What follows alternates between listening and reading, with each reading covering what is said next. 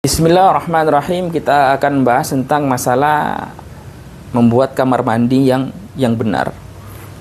Benar secara syariah tentunya. Ini masalah berkaitan dengan kesucian. Jadi kita menjumpai ada kamar mandi yang bak mandinya itu fatal. Fatal kayak gimana? Bak mandinya itu sejajar atau lebih rendah dari WC-nya atau klosetnya. Wah, itu fatal sekali. Kenapa? Di saat cebok, secara otomatis di situ ada percikan-percikan air di situ. Air bekas cebok kita, entah itu kencing atau BAB. Maka ketika percikan air tersebut nyiprat masuk ke dalam bak mandi, khalas. Airnya langsung najis. Kenapa? Bak mandinya kecil. Kita sudah belajar bahwasanya air ada dua macam. Ada air yang sedikit dan air yang banyak. Air sedikit itu air yang nggak nyampe 2 kolah. Air yang banyak itu air yang 2 kolah atau lebih. 2 kolah itu berapa? 216 liter atau lebih. Kurang lebihnya 216 liter. Itu 2 kolah. Paling minimal 216 liter. Konsekuensinya gimana? Air sedikit dan air yang banyak, konsekuensinya air sedikit ketika terkena najis langsung najis walaupun airnya bening, walaupun airnya tidak mengalami perubahan. Baik dari segi bau, warna dan rasa. Walaupun bening, begitu kena najis, langsung najis. Kenapa? Air sedikit, nggak nyampe 2 kolah. Tapi kalau air banyak, ketika terkena najis, nggak langsung najis. Tetap suci, selama tidak mengalami perubahan. Tapi kalau mengalami perubahan, air yang 2 kolah tersebut, dari bau, warna, dan rasa, maka airnya najis. Kayak gitu. Dan secara umum, kamar mandi, itu bak mandinya, nggak gede-gede kayak rumahnya orang zaman dulu, nggak. Kalau rumahnya orang zaman dulu, bak mandi gede banget. Kayak rumah saya yang lawas itu gede. Bak mandinya itu pasti aman dari najis. Percikan itu nggak ngaruh. Tapi sekarang kan rata-rata kecil. Kamar mandi kecil otomatis bak mandinya kecil.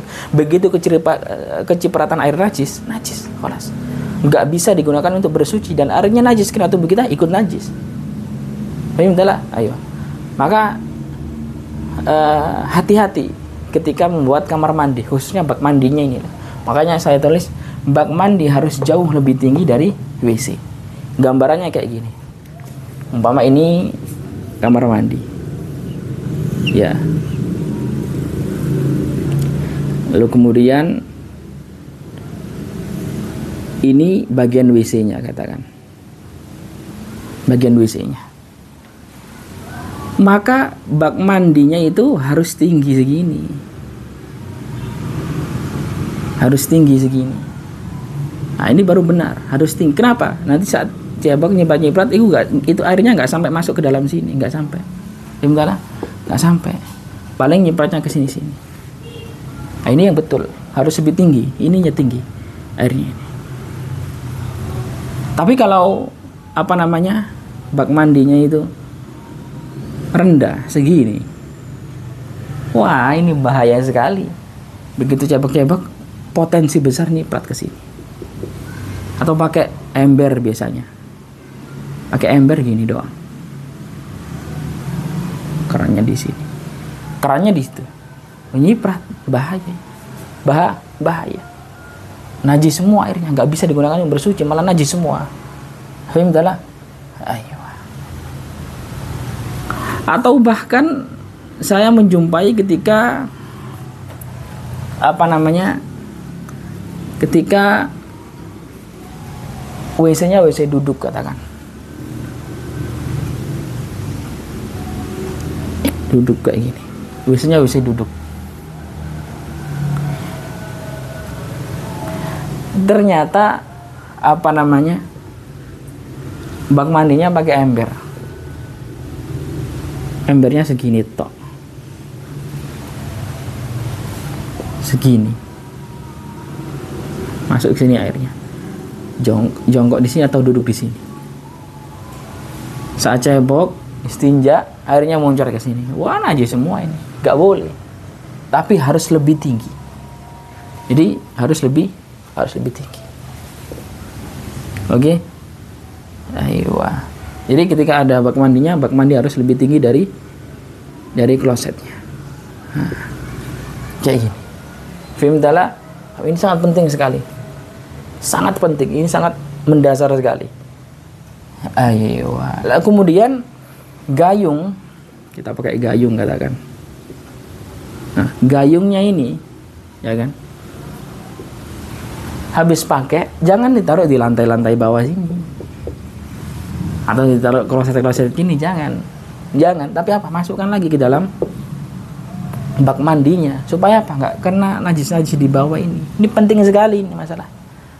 Banyak orang yang nggak belajar ini. Sehingga habis pakai gayungnya taruh di bawah sini. Wah, najis kabeh.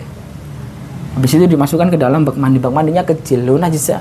Ya Allah, bahaya sekali ya. Jadi yang benar adalah bak mandi harus jauh lebih tinggi dari WC-nya. Yang kedua, setelah menggunakan gayung tidak boleh diletakkan di lantai bawah, tapi harus dimasukkan tetap di dalam bak mandi. Seperti itu. Fahim taala? Aywa. Ini sangat mendasar sekali. Jangan sampai membuat kamar mandi yang kayak gini. Ya kan? Ini WC duduk gini, itu pakai ember. Pakai ember kayak gini dengan alasan kerannya soalnya di bawah ini, Ustaz, nggak bisa di atasin lagi soalnya kebetulan kerannya terlalu mepet di bawah, sehingga kita menyesuaikan embernya harus di bawah juga supaya airnya bisa masuk yang dari keran. Ini salah, jangan kayak gini. Gimana supaya airnya bisa bisa masuk ke bak mandi yang lebih tinggi? Ya gampang. Ini tadi kan WC duduknya.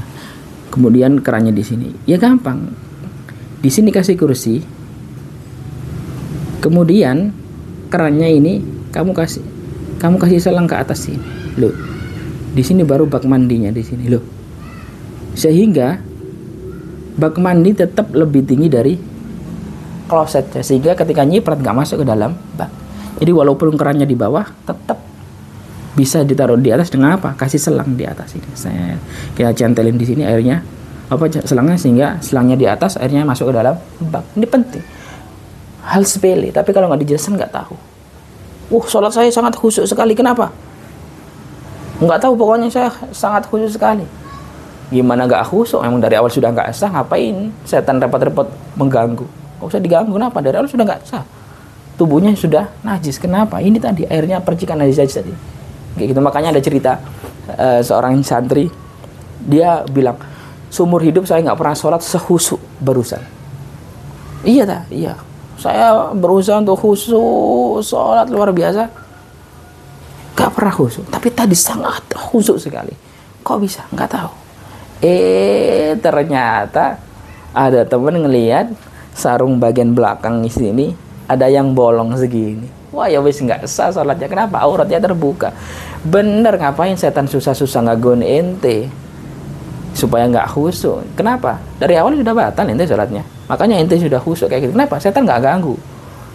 Kenapa nggak ganggu? Emang dari awal sudah batal. Kenapa? Auratnya terbuka. Sarung belakangnya ini, yang bagian paha dekat pantat, ada lubang entah bekas rokok yang jatuh atau gimana.